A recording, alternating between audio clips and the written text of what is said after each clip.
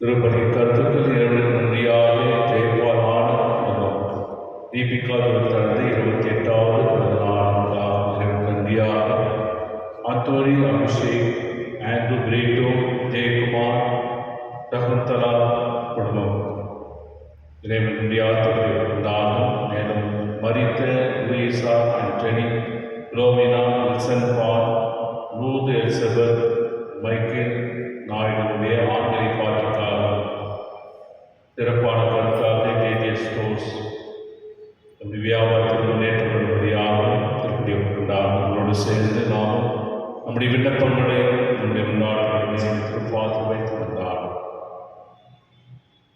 அனைத்தையும் படைத்த வரையில் சிறந்த கன்னிமறையை நீர் பேர் பெற்றவர் உண்மை உண்டாக்கி வரையில் பெற்றெடுத்து என்றென்றும் கன்னியாக நினைத்திருக்கின்றேன். தந்தை மகன் தூயாவியாரின் பெயராலே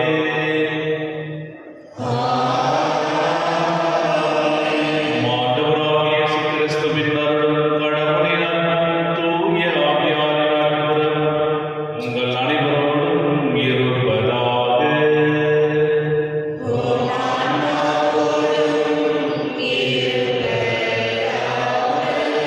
கிறிஸ்து பிரியமான சகோதரர்களே, அதிகாலை நம்முடைய திருவுடைய ஒன்று கூடி வந்திருக்கின்றோம். இன்றைய மாதத்தின் முதல் நாளில் அன்னை மரிய நாளில் நினைவுகூரும் வகையிலே கடந்த மாதம் முழுவதும் இறைவன் அவர் செய்த அநேக நன்மைகளுக்காக நன்றி கூறி மற்றும் இந்த புதிய மாதத்தை தொடங்குகிற நாம் அன்னையுடைய திருவடியிலே நம்மை நாமே ஒப்பு கொடுத்து அன்னையோடு நாம் ஆண்டவரிடம் செல்ல நம்மை நாமே நாம் ஆயத்தம் செய்வோம். இறைவன் வருகின்ற காலங்களிலும் நிறைவான ஆசிரியை வரங்களை பொழிந்து குடும்பத்திற்கு வேண்டிய சமாதானத்தை வளர்த்து தந்திட வேண்டுமாய் நம்மை முழுவதுமாக அர்ப்பணித்து ஆர்வம் என்றார். இறை வரங்களை ஆசிரியரை பெறுவதற்கு தகுதிகளாக மாறும் நம்முடைய உள்ளத்தில் இருக்கின்ற பாவ கரைகள் குற்றங்கள் வலைகள் நினைத்து ஏற்றுக்கொண்டு மனப்பொருளை இறைவனிடம் மன்னிப்பு கேட்டு தெய்வீக பலியிலே நம்மை ஒப்பு கொடுத்து வந்தார்.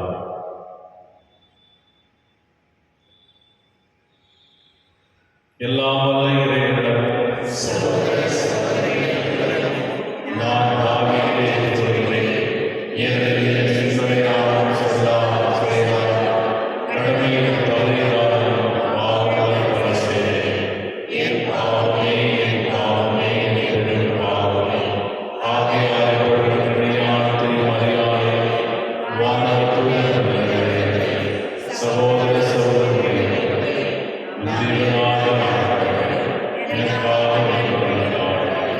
எல்லாவற்ற இறைவன மீது இறக்கம் வைத்து நம் பாவங்களை எல்லாம் மன்னித்து நம்மை நிலை வாழ்வுக்கு அழைத்து செல்வாராக.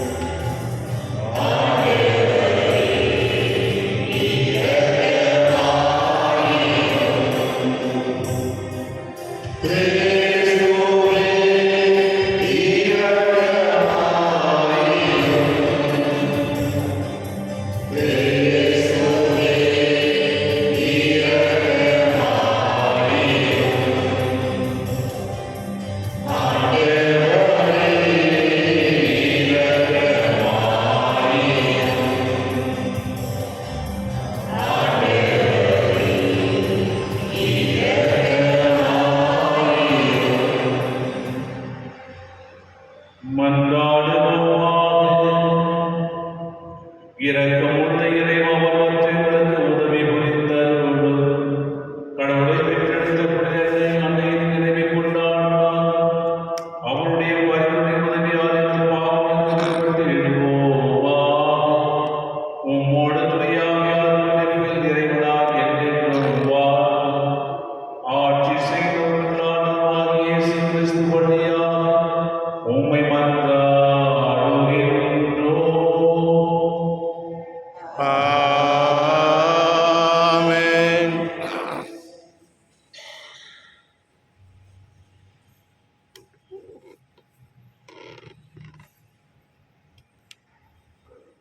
இறைவாக்கினர் எரேமியா நூலின் வாசகம். அந்நாள்களில் குருக்களும் இறைவாக்கினரும் தலைவர்களையும் மக்கள் அனைவரும் நோக்கி, இந்த ஆள் கொலை தீர்ப்புக்கு உரியவன். ஏனெனில் நீங்களே உங்கள் காதால் கேட்டது போல இந்நகருக்கு எதிராக இவன் இறைவாக்கு உரைத்துள்ளான் என்று முறையிட்டனர். அப்பொழுது தலைவர்கள் மற்றும் மக்கள் அனைவரிடமும் எரேமியா கூறியது, நீங்கள் கேட்ட இச்சொற்களை எல்லாம் இக்கோவிலுக்கும் இந்நகருக்கும் எதிராக அறிவிக்குமாறு ஆண்டவரே என்னை அனுப்பியுள்ளார். எனவே இப்பொழுதே உங்கள் வழிகளையும் செயல்களையும் சீர்படுத்திக் கொள்ளுங்கள். உங்கள் கடவுளாகிய ஆண்டவரின் குரலுக்கு செவி கொடுங்கள். அப்பொழுது உங்களுக்கு அறிவித்திருந்த தண்டனை பற்றி ஆண்டவர் தம் மனதை மாற்றிக் கொள்வார். இதோ நான் உங்கள் கையில் இருக்கின்றேன். நல்லது எனவும் தீயது எனவும் நேரிது எனவும் நீங்கள் கருதுவதை எனக்கு செய்யுங்கள்.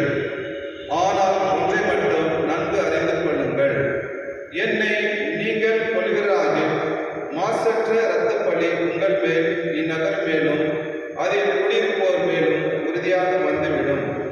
ஏனெனில் இச்சொற்கள் எல்லாம் உங்கள் செவிகளில் விடுமாறு உரைக்க ஆண்டவர் உங்களிடம் என்னை உண்மையாகவே அனுப்பியுள்ளார். பின்னர் தலைவர்களும் மக்கள் எல்லாரும் குருக்களையும் இறைவாக்கினர் நோக்கி, கொலை தீர்ப்போ இந்த ஆளுக்கு வேண்டாம். ஏனெனில் நம் கடவுளான ஆண்டவரின் பெயராலேயே இவன் நம்மிடம் பேசியுள்ளான் என்றார்கள்.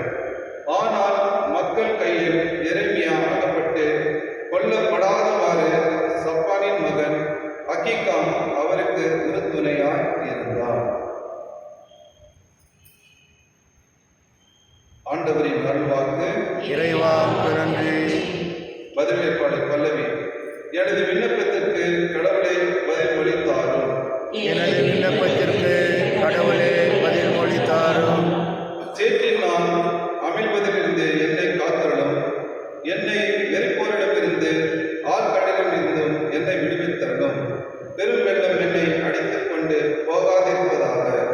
ஆழ்கடல் என்னை விழுங்காதிருப்பதாக. படுகொலி தன் வாய் திறந்து என்னை மூடி கொள்ளாதிருப்பதாக. எனது விண்ணப்பத்திற்கு கடவுளே பதில்மொழி தாரும். எளிய சிறுமிப்பட்டவன், காயமற்றவன், கடவுளே நீர் அருளும் மீட்பு எனக்கு பாதுகாப்பாய் இருப்பதாக. கடவுளின் பெயரை நான் பாடி புகழ்வேன். அவருக்கு நன்றி செலுத்துவேன். அவரை மாட்சிமைப்படுத்துவேன். எனது விண்ணப்பத்திற்கு கடவுளே பதில்மொழி தாரும். எளியோர் இதை கண்டு மகிழ்ச்சி அடைவார்கள். கடவுளை நாடி தேடுகிறவர்களே, உங்கள் உள்ளம் ஊக்கமடைவதாக. ஆண்டவர் ஏழைகளின் விண்ணப்பத்துக்கு செவிசாய்க்கின்றார். சிறைப்பட்ட தம் மக்களை அவர் புறக்கணிப்பதில்லை. எனது விண்ணப்பத்திற்கு கடவுளே பதில்மொழி தாரும்.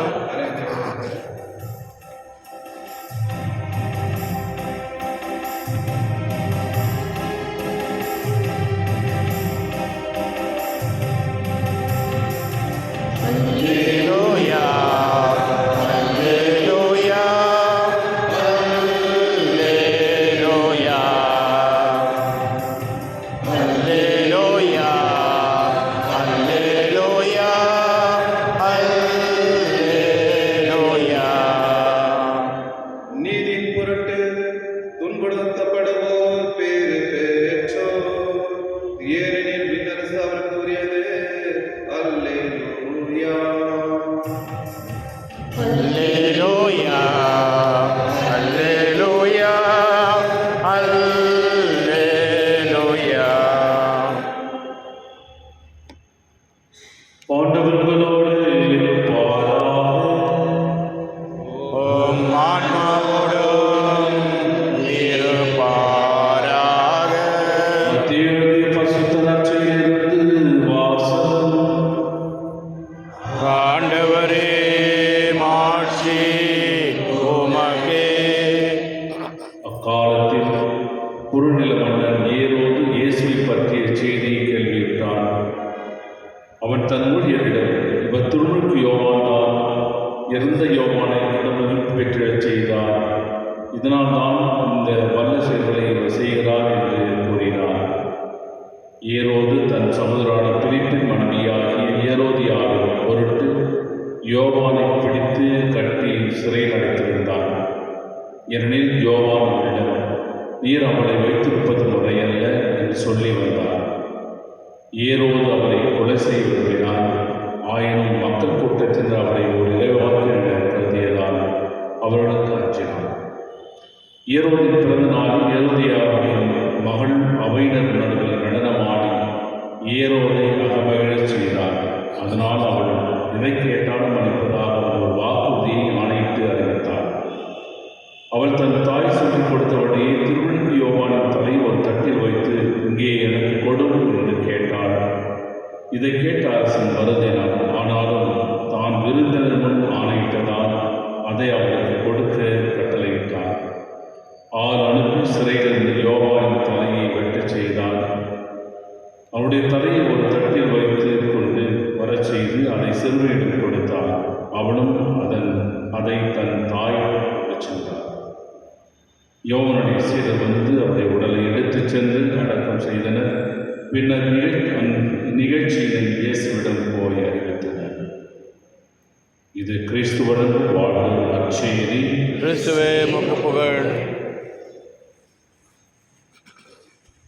கிறிஸ்துவில் பிரியமான சகோதரர்களே, ஒவ்வொரு மனிதனுடைய வாழ்க்கையும் இறைவன் எதிர்பார்ப்பது நேர்மைத்தனமும் நீதியையும் ஒழுக்கத்தையும் எதிர்பார்க்கிறார். நேர்மையும் நீதியும் எங்கு நிலைத்து நிற்கின்றதோ இங்கே இறையரசு நாம் நமக்கு எழுப்புகிறோம் என்ற அர்த்தமாகும். அதனால்தான் நீதியோடும் உண்மையோடும் வாழ வேண்டும் என்று இறைவன் அழைக்கின்றார். என்னுடைய வாழ்க்கையிலே நீதியோடும் நேர்மையோடு இருந்தால் நான் பிழைக்க வழியிலேயே இருந்தால் ஆனந்தப்படுகிற காலத்தில், நவீன காலத்திலே வளர்ந்து வரும் காலத்திலே நீதியோடு இருப்பவர்கள், நேர்மையோடு இருப்பவர்கள் முன்னேற்ற பாதைக்கு சென்றார் என்று நாம் சொல்ல முடியாது.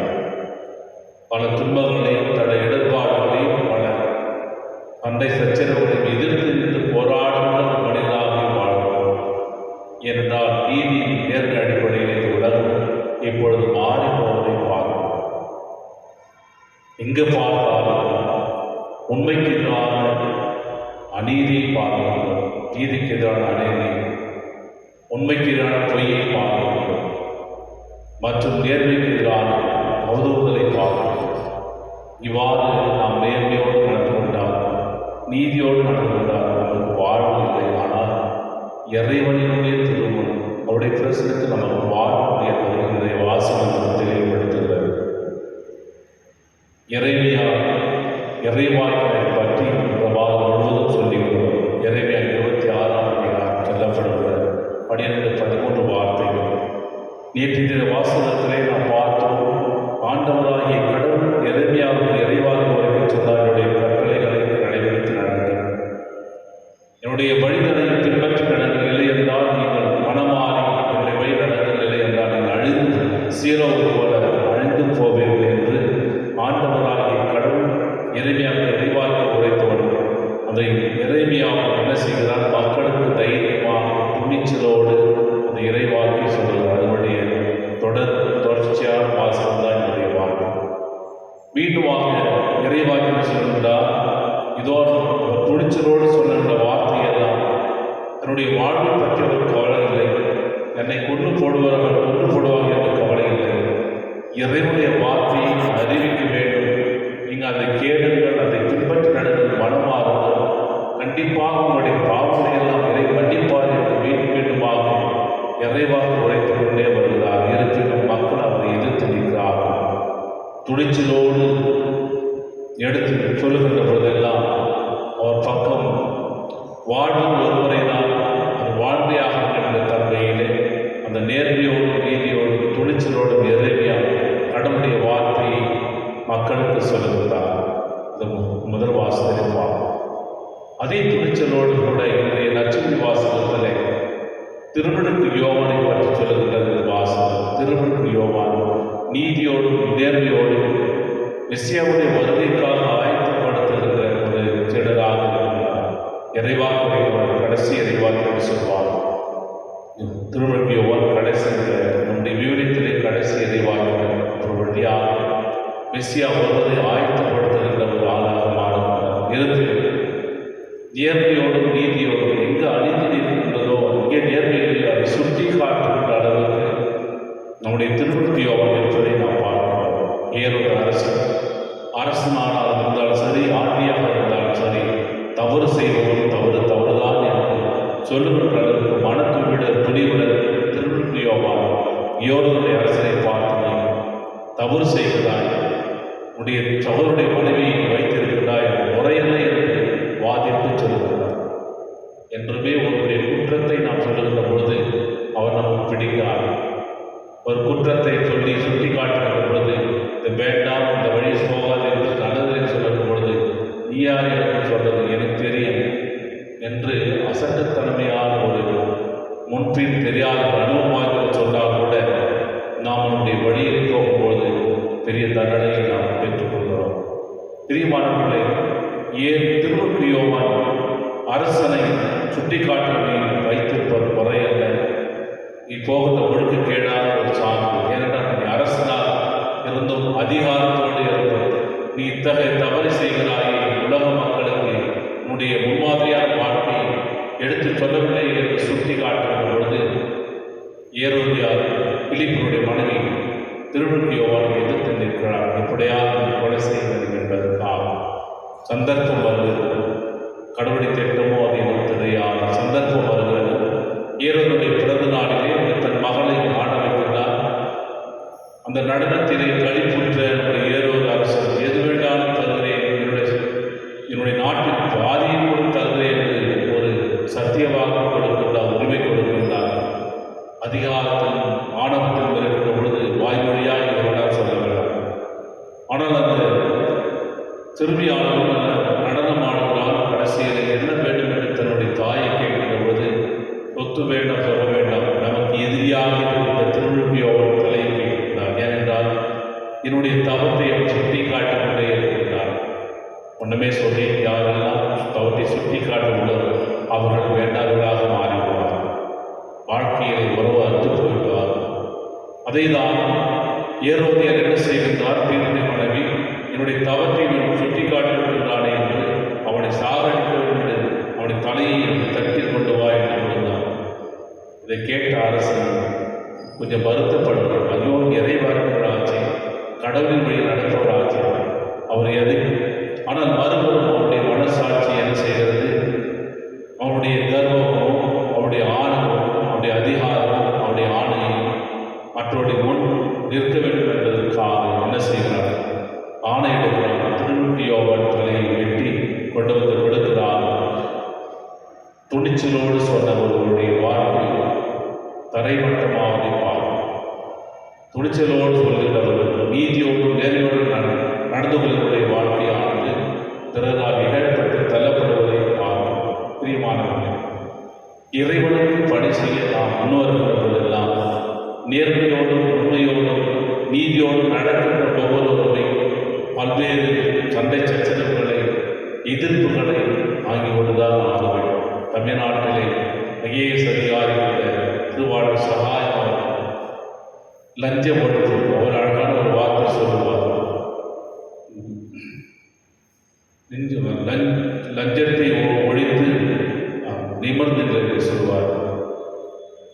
லஞ்சத்தை தவிர்த்து நிமிர்ந்து என்று சொல்வார். அப்படி என்றால் வாழ்க்கை முழுவதுமே இந்த லஞ்சத்திலிருந்து யாரெல்லாம் இந்த லஞ்சம் வாங்காமல் நீதியோடு இருக்கிற பொழுது பல அரசியல்வாதிகள், பல பணக்காரர்கள் மிரட்டில் அவர் கொலைவர்கள் செய்தார், பல்வேறு இடத்தில் பணிமாற்றம் செய்தார், பல்வேறு தொந்தரவுகளை கொடுத்தார், அவருடைய உன்னை கொலை செய்துள்ளோம் என்று அவருடைய நிராகரித்தார். இருப்பினும் எல்லாத்தையும் தாங்கிக் கொண்டு நான் உண்மை வழிதான் நடப்பேன் என்று சொல்லி ஐஏஎஸ் அதிகாரி சகாயமாக இன்னும் அந்த உண்மைக்கு சாட்சி கொண்ட வாழ்க்கை வாழ்கிறாரே, அதுதான் நீதி. அந்த நீதி நேர்மையோடு வாழ்க்கும் பொழுது இறைவன் நமக்கு வேண்டிய வரங்களை கொடுத்து கொண்டே இருக்கிறார். எனவே முதல் வாசகத்தில் இறைமையா போனவர்கள், இரண்டாம் வாசகத்தில் போனவர்கள் இறைவனுக்கு உள்ள நீதியோடும் நேர்மையோடும் உண்மையோடு வாழ்வதற்கெல்லாம் இறைவன் நம் பக்கம் இருப்பார், நமக்கு ஆற்றல் கொடுப்பார், நம்ம வலிமை கொடுப்பார், நம்மை வாழ்வில் சிறப்பாக செய்வார் என்ற நம்பிக்கை இறைவனிடம் வேண்டுவோம், இறைவனை சொல்வோம். ஆமென்.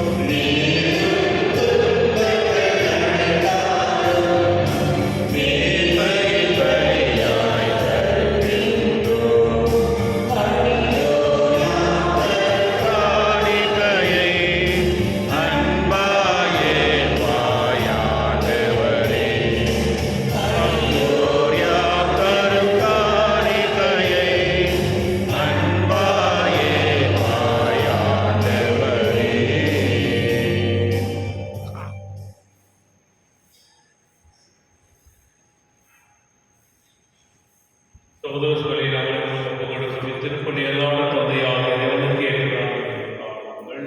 ஆண்டவர் தமது பெயரின் புகழ்ச்சிக்காகவும் ஆட்சிக்காகவும் நமது நன்மைக்காகவும் புனித திரு அவை எனது நலனுக்காகவும் உமது கையில் இருந்தவரை ஏற்றுக்கொள்வாராக. ஆண்டவரே, திருமணமுடைய தாய் நினைவுண்டானால் உம்மை வேண்டுகின்றோம். இவ்வழியில் காணிக்கிறது இல்லை என்றால் எங்கள் ஆண்டவராகிய இயேசு கிறிஸ்து வழியாக உம்மை மன்றாடுகின்றோம். ஆமென். ஆண்டவர் உங்களோடு இருப்பாராக. உம் ஆன்மாவோடும் இருப்பாராக. எங்களை மீது எழுப்புங்கள். ஆண்டவரிடம் எழுப்பியுள்ளோம். இறைவனாகிய ஆண்டவருக்கு நன்றி. அது தகுதியும் நீதியும் மானதே. ஆண்டவரே, தூயவரான தந்தை, நம்முடைய எல்லாம் வல்ல இறைவா, என் ஆன்மை விடத்திற்காக உமக்கு நன்றி செலுத்துவது எப்பொழுதும் கண்ணியான மரியாதை மனத்தினாலும் நாம் உண்மை போற்றி பொழுது மாற்றி நடத்துவது மெய்யாகவே தகுதி நீதிவான் எங்கள் கடமை மீட்பு ஒரே செய்தவான் தூயாவின் அன்னைக்குடைய ஒரே திருமகனை கருத்தாங்கி நமது கண்ணிகளை மாற்றி விளைத்திருந்து நிலையான முடியாக எங்கள் ஆண்டவர் இயேசு கிறிஸ்துவையோடு கிடைத்தார். அவர் வழியாக மாண்பை மாணவர் தூதர் தலைமை தாங்குவோர் வழிபடுகின்றனர். அதிகாரம் செலுத்துவோர் உத்தரவு நடந்துள்ளனர். மாணவர்களும் மாற்றியுள்ள ஆற்றலும் சராபிகளும் அவர்களுடைய அக்கடைத்துக் கொண்டாடுகின்றனர். அவரோடு தங்களுடைய சேர்த்துக் கொள்ளுமாறு நாம் உண்மை தாழ்வுடன் இறைந்தை போன்று சொல்வதாவது: துயவர் துயவர் துயவர் வான்படைகளின் கடவுளாம் ஆண்டவர். விண்ணகமும் மன்னகமும் உமது மாட்சியால் நிறைந்துள்ளன. உன்னதங்களிலே ஓசானா. ஆண்டவர் பெயரால் வருகின்றவர் ஆசீர் பெற்றவர். உன்னதங்களிலே ஓசானா. ஆண்டவரே, மெய்யாகவே தூயவர் அனைத்திற்கும் மூன்று. ஆகவே உம்முடைய ஆவியை கொடுத்து காரியங்களை உடன்பட வேண்டுகின்றோம். இவ்வாறு எங்கள் ஆண்டவர் இயேசு கிறிஸ்துவின் உடலும் இரத்தமுமாக எங்களுக்கு இவை மரணமாகும்.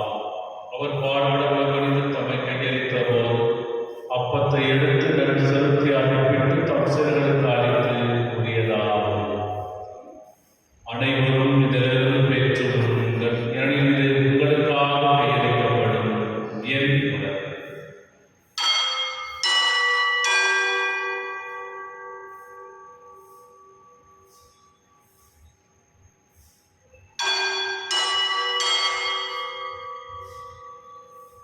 அவ்வண்ணமே இரவு இறுதி அவரின் இல்லத்தை எடுத்து நமக்கு நன்றி கூறி தம் சேரத்துக்கு அடித்து அவர் கூறியதாகும்.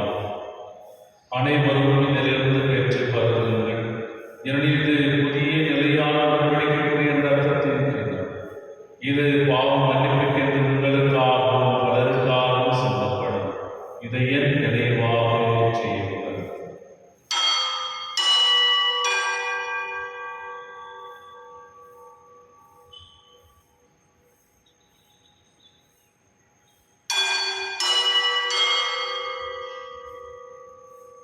நம்பிக்கையின் மறைபொருள். ஆண்டவரே, நீர் வருமளவும் உமது இறப்பினை அறிக்கையிடுகின்றோம். உமது உயிர்ப்பினையும் எடுத்துரைக்கின்றோம். ஆகவே நாங்கள் கிறிஸ்துவின் இறப்பினை உயிர்ப்பினிடம் வாழ்வும் பாவத்தை மீட்பளிக்கும் கிண்ணத்தை உமக்கு கொடுக்கின்றோம். உம் திருமணம் ஊழியர்களை தொடர்ந்து ஏற்றுக்கொண்டு எங்களுக்கு நன்றி செலுத்துகின்றோம். மேலும் கிறிஸ்துவின் உடலிலும் இரத்தத்திலும் உணவுகளை உயாவியாக சேர்க்க வேண்டும் என உம்மை தாழ்ந்த கொண்டாடுகின்றோம். ஆண்டவரே, உலகம் பரவிற்கு திரு அவையின் புதரும் எங்கள் திருத்தந்தை லியோவின் பேராய பீட்டர் மற்றும் துணையாய எல்லா திருநிலையினராக அனைவரோடு திரு அவை அன்பு நிறைவேற செய்தவர். நீர் உடவிலிருந்து அழைத்துக் கொண்ட லூயிசா, அந்தோனி, புலோமினா, வில்சன், பால், லூது எலிசபெத், மைக்கேல், நாயுடு முடியாத கொண்டது உம் திருமகனோடு அவரை நிறைவேறிக்கொண்டது இவர்கள் உயிர்ப்பிலும் அவரை போல இருக்கச் செய்தவர்.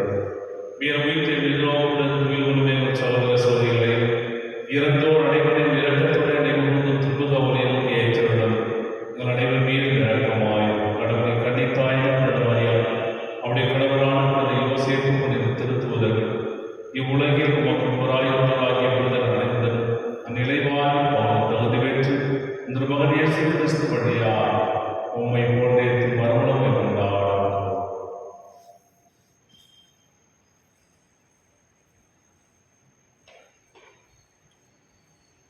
இவர் வழியாக இவரோடு இவர் எல்லாம் வல்ல இறைவனாகிய தந்தையே, தூய ஆவியானவரின் எல்லா புகழும் மாட்சியும் என்றென்றும் உமக்கு உரியதே.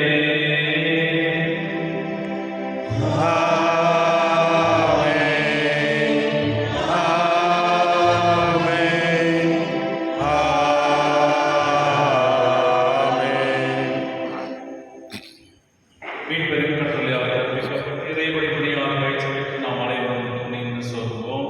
விண்ணுலகில் எங்கள் தந்தையே, உமது பெயர் தூயதென போற்று வருக. உமது ஆட்சி வருக. உமது திருவுளம் விண்ணுலகில் நிறைவேறுவது போல மண்ணுலகிலும் நிறைவேறுக. எங்கள் அன்றாட உணவை இன்று எங்களுக்கு தாரும். எங்களுக்கு எதிராக குற்றம் செய்வோரை நாங்கள் மன்னிப்பது போல எங்கள் குற்றங்களை மன்னியும். எங்களை சோதனைக்குட்படுத்தாதேயும், தீமையிலிருந்து எங்களை விடுவித்தருளும். ஆண்டவரே, தீமையிடத்திலிருந்து எங்களை விடுவித்து எங்கள் வாழ்நாளில் அமைதியை கண்ணுடன் கொண்டாடுகிறோம்.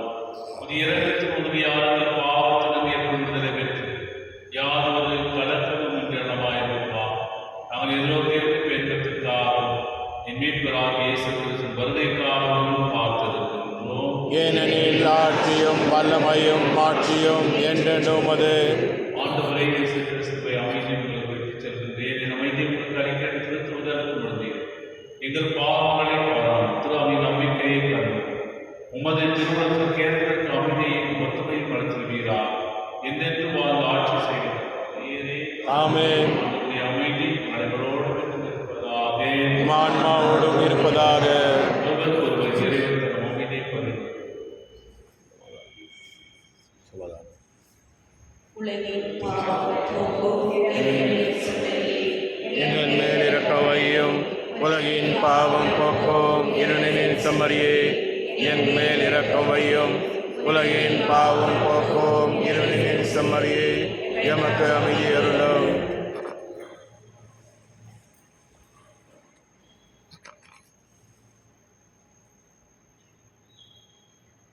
இதோ இறைவனின் செம்மறி, உலகின் பாவங்களை போக்குகிறவர்.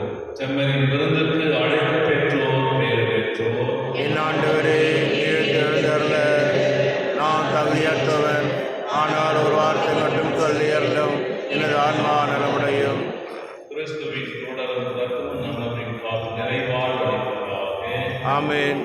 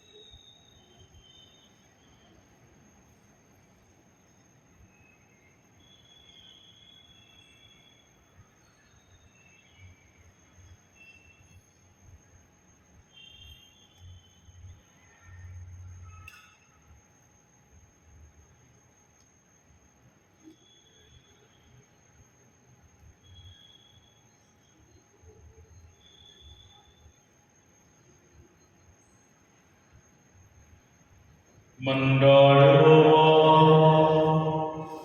ஆண்டவரே, உம்முடைய தாய்மொழி கொண்டாடுவார் நிலையான மீட்பில் பங்கு பெற உம்மை பணிவுடன் வேண்டுகின்றோம். அதனால் அவருடைய நன்மையான ஆட்சியுள்ளார் மீட்பின் தொடர் வளர்ச்சியை தொடர செய்வீராக. எங்கள் ஆண்டவராகிய இயேசு கிறிஸ்து வழியாக உம்மை மன்றாடுகின்றோம்.